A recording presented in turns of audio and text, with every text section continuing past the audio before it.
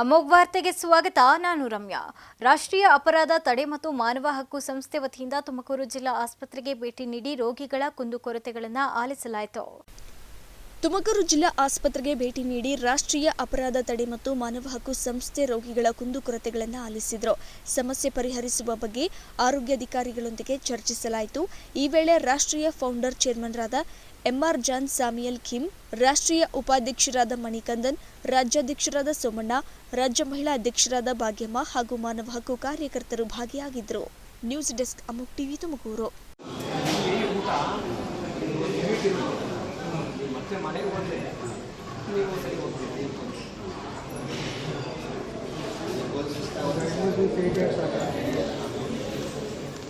ತುಮಕೂರಿನ ಚಿಕ್ಕಪೇಟೆಯಲ್ಲಿರುವ ಹಿರೇಮಠದಲ್ಲಿ ಇಂದಿನಿಂದ 3 ದಿನಗಳ ಕಾಲ ವಿವಿಧ ಕಾರ್ಯಕ್ರಮಗಳನ್ನು ಆಯೋಜಿಸಲಾಗಿದೆ.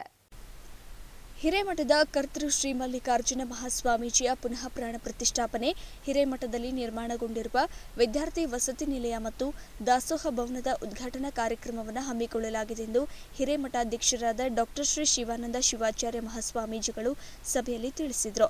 ಮೇ 23, 24 ಮತ್ತು 25 ಈ 3 ದಿನಗಳ ಕಾಲ ವಿವಿಧ ಧಾರ್ಮಿಕ ಕಾರ್ಯಕ್ರಮಗಳು, ವಿವಿಧ ಪೂಜಾದಿಗಳು, ಹೋಮಾದಿಗಳು ನಡೆಯಲಿವೆ ಅಂತ ಸ್ವಾಮೀಜಿ ತಿಳಿಸಿದರು.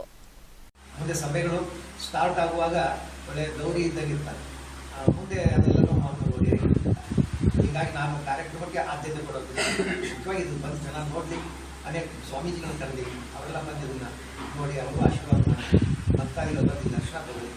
ನಂತರ ಇದರಿಂದ ಸ್ವಾಮಿಗಳು ಎಲ್ಲರಿಗೂ ಕರೆದೀವಿ, ಯಾವ ರಾಷ್ಟ್ರಗಳಿಗೆ ಕರೆದಿಲ್ಲ ಅಂತ ಎಲ್ಲರೂ ಕರೆದಿ ಅಧಿಕೃತವಾಗಿ ಪತ್ರಿಕೆ ಮಾಡಿ ಕಳಿಸಿಲ್ಲ. ಅವರು ಅನುಕೂಲ ಆದಾಗ ಬಂದು ದರ್ಶನ ಮಾಡ್ಕೊಂಡು ಸ್ವಾಮಿಗಳ ಆಶೀರ್ವಾದ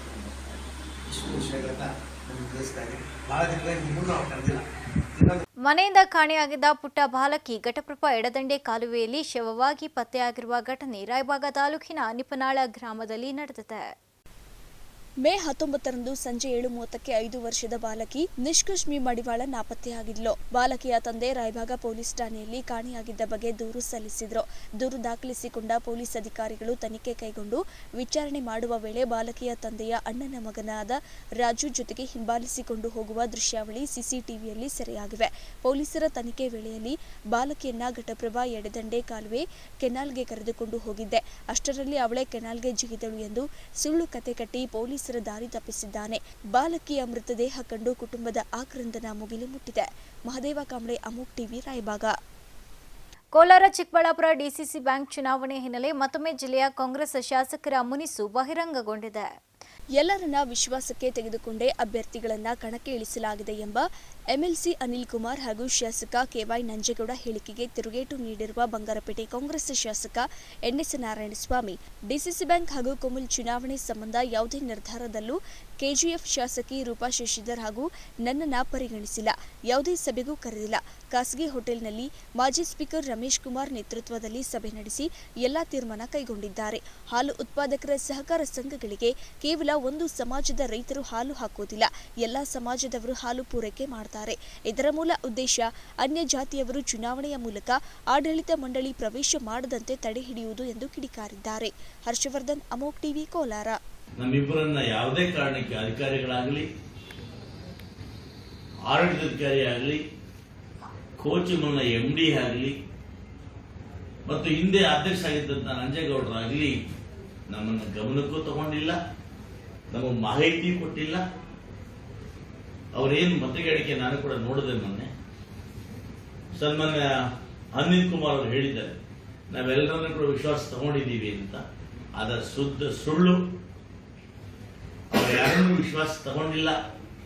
ಅವ್ರದ್ದು ಏನಿದ್ರು ಕೂಡ ನಂಜೇಗೌಡರದ್ದು, ಅನಿಲ್ ಕುಮಾರ್ ಅವ್ರದ್ದು ಒಂದೇ ಅಜೆಂಡಾ. ಯಾವುದೇ ಕಾರಣ ಕೂಡ ಕೋಮುಲ್ಗೆ SN ನಾರಾಯಣಸ್ವಾಮಿ ಎಂಟ್ರಿ ಆಗಬಾರ್ದು ಅನ್ನೋ ಇಡನ್ ಅಜೆಂಡಾ ಇಟ್ಕೊಂಡು ಅಧಿಕಾರಿಗಳನ್ನ ಇಟ್ಕೊಂಡು ಇವತ್ತು ಅವ್ರ ಮುಖಾಂತರ ಏನೆಲ್ಲ ತೊಂದರೆ ಕೊಡಬೇಕು. ಬಹುಶಃ ಈ ಜಿಲ್ಲೆಯಲ್ಲಿ ಇವತ್ತು 900 ಸಂಘಗಳಿಗೆ ನನ್ನ ಮಾಹಿತಿಯಂತೆಯೇ ಸುಮಾರು 15ರಿಂದ 16 ಸಂಘಗಳು ಅವರ ಆಡಳಿತಾವಧಿ ಮುಗಿದು ಅಡ್ಮಿಷನ್ ಹಾಕಿದ್ರು ಕೂಡ ಇವರೆಲ್ಲ ಪ್ರಭಾವ ಬಳಸಿ ಅವರಿಗೆ ಡಿಲಿಗೇಟ್ ಪಡಿಸಿದ್ದಾರೆ. ನನ್ನ ವಿಚಾರದಲ್ಲೂ ಕೂಡ ಡೆಲಿಗೇಟ್ ಅನ್ನ ಅಮಾತ ನೀಡಲಿಕ್ಕೆ ನನ್ನ ತಾಲೂಕಿನಲ್ಲೇನು ಈ ಚುನಾವಣೆ ಆಗಬೇಕಾಗಿರ್ತಕ್ಕಂಥ ಈಗಾಗಲೇ ಅವಧಿ ಮುಗಿರ್ತಕ್ಕಂಥ ಆ ಹಾಲೂಪ ಸಂಘಗಳಿಗೆ ಡೆಲಿಗೇಟ್ ಕೊಡೋದ್ರಲ್ಲಿ ಚೇತನ್ ಅವರ ಪ್ರಮುಖ ಪಾತ್ರ ಇದೆ. ಅಂದರೆ ಕೋಚುಮಲ್ನಲ್ಲಿ ಬರೀ ಒಂದು ಸಮುದಾಯ ಮಾತ್ರ ಹಾಲು ಹಾಕೋದಿಲ್ಲ. ಪರಿಶಿಷ್ಟ ಜಾತಿ, ಪರಿಶಿಷ್ಟ ಪಂಗಡ, ಹಿಂದುಳಿದವರು, ಅಲ್ಪಸಂಖ್ಯಾತರು, ಮುಂದುವರೆದ ಸಮುದಾಯಗಳು ಎಲ್ಲ ಹಾಲು ಹಾಕ್ತಾರೆ. ಹರ್ಷವರ್ಧನ್, ಅಮೋಕ್ ಟಿವಿ, ಕೋಲಾರ. ಕಲಬುರಗಿಯಲ್ಲಿ ವಿಪಕ್ಷ ನಾಯಕ ಛಲವಾದಿ ನಾರಾಯಣಸ್ವಾಮಿ ಮೇಲೆ ಹಲ್ಲೆ ನಡೆದಿರುವ ವಿಚಾರವಾಗಿ ಕೋಲಾರದ ಶ್ರೀನಿವಾಸಪುರದಲ್ಲಿ ಮಾಜಿ ಸಂಸದ ಎಸ್ ಮುನಿಸ್ವಾಮಿ ವಾಗ್ದಾಳಿ ನಡೆಸಿದ್ದಾರೆ. ಪ್ರಿಯಾಂಕ್ ಖರ್ಗೆ ಪಾಕಿಸ್ತಾನ ಏಜೆಂಟ್ನಂತೆ ವರ್ತನೆ ಮಾಡುತ್ತಿದ್ದಾರೆ. ಕಲಬುರಗಿಯಲ್ಲಿ ಪ್ರಿಯಾಂಕ್ ಖರ್ಗೆ ತುಘಲಕ್ ದರ್ಬಾರ್ ಮಾಡುತ್ತಿದ್ದಾರೆ. ಡಾಕ್ಟರ್ ಬಿಆರ್ ಅಂಬೇಡ್ಕರ್ ಅವರಿಗೆ ಅಪಮಾನ ಮಾಡಿದ್ದು ಕಾಂಗ್ರೆಸ್ ಛಲವಾದಿ ನಾರಾಯಣಸ್ವಾಮಿ ಅವರು ಇರೋದನ್ನೇ ಹೇಳಿದ್ದಾರೆ. ಇವರ ಮೇಲೆ ಹಲ್ಲೆ ನಡೆಸಿ 5 ಗಂಟೆಗಳ ಕಾಲ ಗೃಹ ಬಂಧನದಲ್ಲಿ ಇರಿಸಿದ್ದು ಅಪರಾಧ. ಕೂಡಲೇ ಸಚಿವ ಸ್ಥಾನಕ್ಕೆ ಪ್ರಿಯಾಂಕ್ ಖರ್ಗೆ ರಾಜೀನಾಮೆ ನೀಡಬೇಕು. ಹಲ್ಲೆ ಖಂಡಿಸಿ ಕೋಲಾರದಿಂದ ಕಲಬುರಗಿ ಚಲೋ ಹೋರಾಟ ಹಮ್ಮಿಕೊಳ್ಳುತ್ತೇವೆ ಅಂತ ಗುಡುಗಿದರು. ಮಾತನಾಡ್ತಾ ಇರ್ತಕ್ಕಂಥ ಸಂದರ್ಭದಲ್ಲಿ ದಾರಿಯಲ್ಲಿ ಆನೆ ಓದ್ತಾ ಇದ್ರೆ ಬೊಗಳ ನಾಯಿಗಳು 76 ಇರ್ತವೆ, ಅದ್ರಲ್ಲಿ ಸೀಳ್ ನಾಯಿಗಳು ಇರ್ತವೆ, ಆ ನಾಯಿಗಳು ಇರ್ತವೆ, ಈ ನಾಯಿಗಳು ಇರ್ತವೆ, ಗಜ ನಾಯಿಗಳು ಇರ್ತವೆ ಅನ್ನೋ ಲೆಕ್ಕಾಚಾರದಲ್ಲಿ ಹೇಳಿದ್ರು. ಹೇಳಿದ್ದಂತ ಸಂದರ್ಭದಲ್ಲಿ ಮಾಧ್ಯಮದವರು ಆನೆ ಯಾರು, ನಾಯಿ ಯಾರು ಅಂತ ಕೇಳಿದಂತ ಸಂದರ್ಭದಲ್ಲಿ ನರೇಂದ್ರ ಮೋದಿಜಿಯವರ ಬಗ್ಗೆ ವಿರುದ್ಧವಾಗಿ ಯಾರು ಮಾತಾಡ್ತಾರೋ, ನಮ್ಮ ಸೈನಿಕರ ಏನು ಹೋರಾಟ ಇದೆ ಅದ್ರ ಬಗ್ಗೆ ಯಾರು ಡೌಟ್ ಬೀಳ್ತಾರೋ ಅವರೇ ನಾಯಿಗಳು ಅಂತ ಹೇಳಿದ್ರು. ಅದ್ರಲ್ಲಿ ತಪ್ಪೇನಿದೆ? ಇವತ್ತು ಈ ದೇಶದಲ್ಲಿದ್ದು ಈ ದೇಶದ ನೆಲ ಜಲ ಪ್ರತಿಯೊಂದನ್ನ ಅನುಭವಿಸಿ ರಾಜಕಾರಣ ಚುನಾವಣೆ ಬಂದಂತ ಸಂದರ್ಭದಲ್ಲಿ ಮಾಡಿದೆ. ಪ್ರತಿದಿನ ದೇಶದಲ್ಲಿ ಒಗ್ಗಟ್ಟಾಗಿರ್ತಕ್ಕಂಥ ಸಂದರ್ಭದಲ್ಲಿ ರಾಜಕಾರಣವನ್ನ ಮಾಡ್ತಾ ಪಾಕಿಸ್ತಾನದ ಏಜೆಂಟ್ಗಳಂತೆ ವರ್ತನೆ ಮಾಡ್ತಾ ಇರ್ತಕ್ಕಂಥ ಈ ಪ್ರಿಯಾಂಕ್ ಖರ್ಗೆ ಅವರು ಇರ್ಬೋದು, ಮತ್ತೆ ಅವರ ತಂದೆಯವರಾದಂತ ಖರ್ಗೆ ಅವರು ಇರ್ಬೋದು, ಅವರು ನಮ್ಮ ಪಾಕಿಸ್ತಾನ ಅಂತಾರೆ. ಮೊನ್ನೆ ಮಾಧ್ಯಮಗಳಲ್ಲಿ ಮಾತಾಡ್ತಾ ಏನೋ ಹಿಂದೆ ಚೂಟ ಮೂಟ ಯುದ್ಧಗಳಾಗ್ತಾ ಇತ್ತು ಅನ್ನೋ ಲೆಕ್ಕಾಚಾರದಲ್ಲಿ ಹೇಳ್ತಾರೆ. ಅಂದ್ರೆ ಅವ್ರ ಕಾಲದಲ್ಲಿ ಆಗಿರೋದು ಚೋಟ ಮೋಟೋ. ಇವತ್ತು ಪಾಕಿಸ್ತಾನದ ಪ್ರಧಾನಮಂತ್ರಿಗಳು, ಪಾಕಿಸ್ತಾನದ ಸೈನ್ಯದ ಮುಖ್ಯಸ್ಥರು ಇವರೆಲ್ಲ ಸೇರ್ಕೊಂಡು ಹೊರ ದೇಶಗಳಲ್ಲಿ ಮಾಧ್ಯಮಗಳ ಮುಂದೆ ನಮ್ಮ ದೇಶದ ವಾಯುನೆಲೆಗಳ ಮೇಲೆ ದಾಳಿ ಮಾಡಿದ್ದಾರೆ. ನಮ್ಮ ದೇಶದ ವಾಯುನೆಲೆಗಳು ಧ್ವಂಸ ಆಗಿದೆ. ಉಗ್ರಗಾಮಿಗಳನ್ನ ಅವ್ರ ಸೈನಿಕರು ಅಂತ ತಿಳ್ಕೊಂಡಿರ್ತಕ್ಕಂಥ ಶಿಬಿರಗಳು.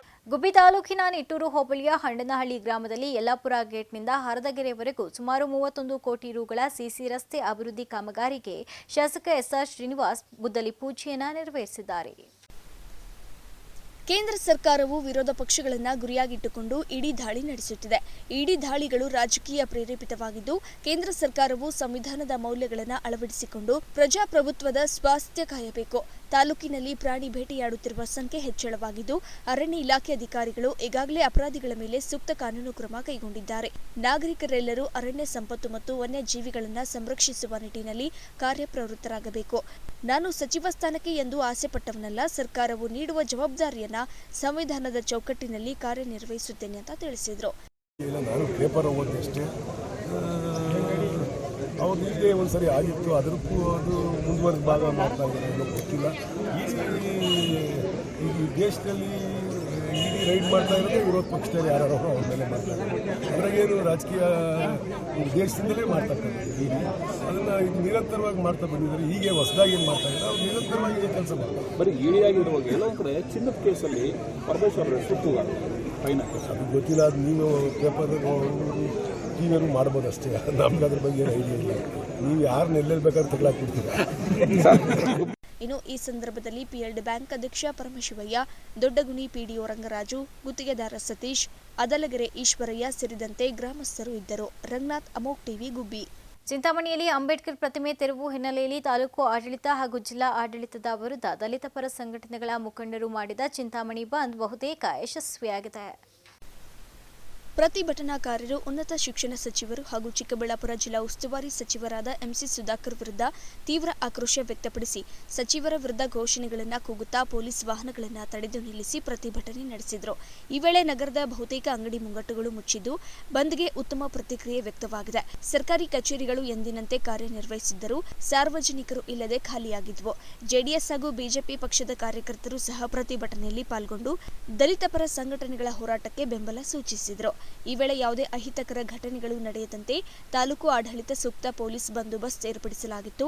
ವಾಹನ ಸಂಚಾರ ದಟ್ಟಣೆ ಕಡಿಮೆ ಇದ್ದು ಪ್ರಯಾಣಿಕರ ಸಂಖ್ಯೆ ಇದ್ದರೂ ಬಸ್ಸುಗಳ ಕೊರತೆ ಎದ್ದು ಕಾಣುತ್ತಿತ್ತು. ಇದರಿಂದ ಕೆಎಸ್ಆರ್ಟಿಸಿ ಬಸ್ಗಳು ಬಸ್ ನಿಲ್ದಾಣದಲ್ಲಿ ಇಲ್ಲದಿರುವುದನ್ನು ಕಂಡು ಭೀಕೋ ಎನ್ನುತ್ತಿತ್ತು. ಒಟ್ಟಿನಲ್ಲಿ ಚಿಂತಾಮಣಿ ಬಂದ್ ಬಹುತೇಕ ಯಶಸ್ವಿಯಾಗಿದ್ದು ಅಂಬೇಡ್ಕರ್ ಪ್ರತಿಮೆ ತೆರವು ಕಾರ್ಯಾಚರಣೆ ವಿರುದ್ಧ ಸಾರ್ವಜನಿಕರಿಂದ ವಿರೋಧ ವ್ಯಕ್ತವಾಗಿದೆ. ವೆಂಕಟಚಲಪತಿ, ಅಮೋಕ್ ಟಿವಿ, ಚಿಂತಾಮಣಿ.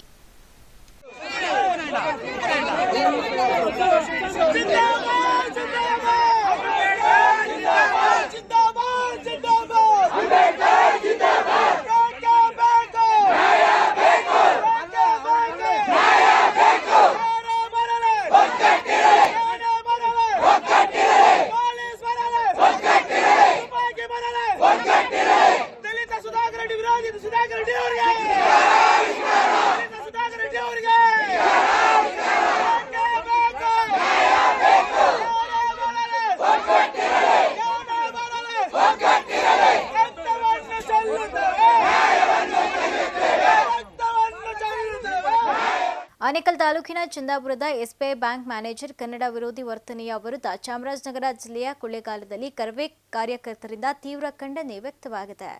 ಈ ವೇಳೆ ವೇದಿಕೆ ತಾಲೂಕು ಅಧ್ಯಕ್ಷ ಆಯಾಜ್ ಮಾತನಾಡಿ, ಕನ್ನಡ ರಾಜ್ಯದಲ್ಲಿ ಕನ್ನಡ ಭಾಷೆಗೆ ಗೌರವ ನೀಡದೆ ನಡೆದುಕೊಳ್ಳುವವರ ವಿರುದ್ಧ ಸರ್ಕಾರ ತಕ್ಷಣ ಕ್ರಮ ಕೈಗೊಳ್ಳಬೇಕು. ಬ್ಯಾಂಕ್ಗಳಲ್ಲಿ ಗ್ರಾಹಕರೊಂದಿಗೆ ಕನ್ನಡದಲ್ಲಿ ಮಾತನಾಡುವುದು ಮತ್ತು ಎಲ್ಲಾ ಚಲನಗಳು ಕನ್ನಡದಲ್ಲಿಯೇ ಲಭ್ಯವಾಗುವುದು ಅತ್ಯಗತ್ಯ ಅಂತ ಹೇಳಿದರು. ವೇದಿಕೆ ಕೊಳ್ಳೇಗಾಲ ತಾಲೂಕು ಘಟಕ ಇವತ್ತು ಸೇರಿರೋ ಉದ್ದೇಶ ಎಸ್ಬಿಐ ಬ್ಯಾಂಕ್ ಚಂದಾಪುರದಲ್ಲಿ ಏನು ಮಹಿಳಾ ಸಿಬ್ಬಂದಿ ಬ್ಯಾಂಕ್ ಮ್ಯಾನೇಜರ್ ಅಂತಾರೆ, ಮಹಿಳಾ ಸಿಬ್ಬಂದಿ ಕನ್ನಡದಲ್ಲಿ ಮಾತಾಡಲ್ಲ, ನಾನು ಹಿಂದಿಲೇ ಮಾತಾಡ್ತೀನಿ, ಇಂಗ್ಲೀಷ್ಲೇ ಮಾತಾಡ್ತೀನಿ ಅಂತ ದುರ್ವರ್ತನೆ ತೋರಿರ್ತಾರೆ ಕನ್ನಡಿಗರ ಮೇಲೆ. ಆ ಹಿಂದಿ ವಾಲಗಳು ಇಲ್ಲಿ ಕರ್ನಾಟಕಕ್ಕೆ ಬಂದು ದುಡಿತಾರೆ, ತಿಂತಾರೆ, ಉಣ್ತಾರೆ, ಇಲ್ಲಿ ಭಾಷೆ ಬಳಸಲ್ಲ, ಇಲ್ಲಿ ನೀರು ಬೇಕು, ಇಲ್ಲಿ ವ್ಯವಹಾರ ಬೇಕು, ಇಲ್ಲಿ ಎಲ್ಲ ಬೇಕು. ಇವ್ರಿಗೆ ಪ್ರತಿಯೊಂದು ಬಳಸ್ಕೊಂಡು ಕನ್ನಡ ಮಾತಾಡಿ ಅಂದರೆ ತಮ್ಮ ದರ್ಪಣ ತೋರಿಸ್ತಾರೆ. ಇದಕ್ಕೆ ಕರ್ನಾಟಕ ರಕ್ಷಣಾ ವೇದಿಕೆ ಈಗಾಗಲೇ ದೊಡ್ಡ ಮಟ್ಟದಲ್ಲಿ ಧ್ವನಿ ಎತ್ತಿದೆ. ಆ ಮಹಿಳಾ ಸಿಬ್ಬಂದಿನ ಎತ್ತಂಗಡಿ ಮಾಡಿದೆ. ಎತ್ತಂಗಡಿ ಮಾಡಿ ಎಲ್ಲ ಬ್ಯಾಂಕ್ಗಳಿಗೂ ಒಂದು ಎಚ್ಚರಿಕೆಯನ್ನು ಕೊಟ್ಟಿದೆ.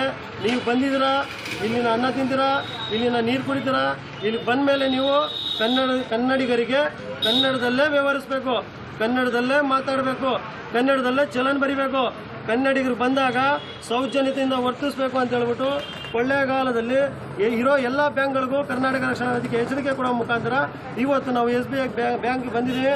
ಮ್ಯಾನೇಜರ್ಗೆ ಮಾತಾಡ್ತೀವಿ. ಇನ್ನು ಮುಂದಿನ ದಿನಗಳಲ್ಲಿ ಏನಾದ್ರು ನಮ್ಮ ಕನ್ನಡಿಗರಿಗೆ ನೀವು ಧಕ್ಕೆ ಥರ ಕೆಲಸ ಮಾಡಿದ್ರೆ ನಾವು ಕಾನೂನನ್ನ ಕೈ ಎತ್ತಬೇಕಾಗುತ್ತೆ, ನಿಮಗೆ ತಕ್ಕ ಉತ್ತರ ಕೊಡಬೇಕಾಗುತ್ತೆ ಅಂತ ಹೇಳ್ಬಿಟ್ಟು ನನ್ನ ಮಾತಿಗೆ ವಿರಾಮ ಕೊಡ್ತೀನಿ. ಧನ್ಯವಾದಗಳು.